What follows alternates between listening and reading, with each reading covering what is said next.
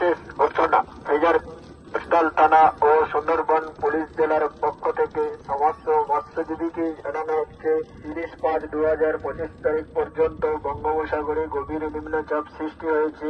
এর ফলে প্রবল বৃষ্টি সেই সঙ্গে ঝড়ো হাওয়া হওয়ার সম্ভাবনা রয়েছে।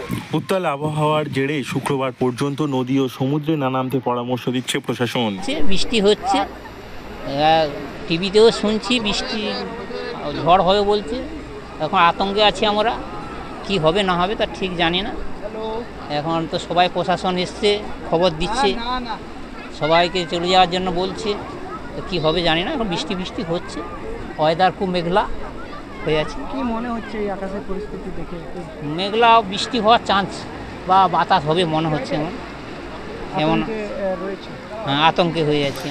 প্রশাসনের এই সতর্কবার্তা পেয়ে খুশি স্থানীয় বাসিন্দা থেকে ভিন রাজ্যের পর্যটকরা। এদিকে শুক্রবার পর্যন্ত নদী ও সমুদ্রে নামার উপর নিষেধাজ্ঞা জারি করা হয়েছে মৎস্যজীবীদের জন্য।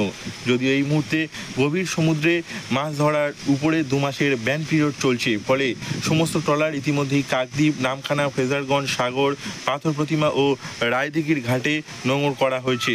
নিম্নচাপের জেরে ঝোড়ো হওয়ার সঙ্গে প্রবল বৃষ্টিপাত ও অমাবস্যার কোটালের জোড়া ফলায় জলস্তর বাড়বে। ये लोग ने अपने बहुत अच्छा जो बाहर से लोग आते हैं इनको बहुत अच्छा सहयोग देते हैं, और अपना जो इधर का माहौल भी है उनको भी माहौल की जानकारी भी सब लोग बड़ी सावधानी से लोगों को देते हैं।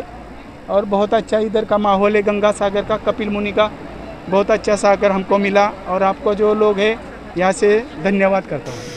নিম্নচাপের জেরে ঝোড়ো হওয়ার সঙ্গে প্রবল বৃষ্টিপাত ও অমাবস্যার কোটালের জোড়া ফলায় জলস্তর বেড়ে নদী ও সমুদ্র উত্তাল হয়ে ওঠার সম্ভাবনা প্রবল। ইতিমধ্যে জলস্তর বাড়তে শুরু করেছে, ফলে উপকূল এলাকায় নতুন করে জলোচ্ছ্বাস দেখা দিতে পারে। এ নিয়ে একাধিকবার সতর্ক করা হয়েছে। নদী ও সমুদ্রের জলস্তর বেড়ে যাওয়ার সম্ভাবনা থাকায় বেহাল ও দুর্বল নদীবাঁধ উপচে নোনা জলে প্লাবনের আশঙ্কায় নতুন করে আতঙ্ক ছড়িয়েছে সুন্দরবনের উপকূল এলাকার বাসিন্দাদের মধ্যে।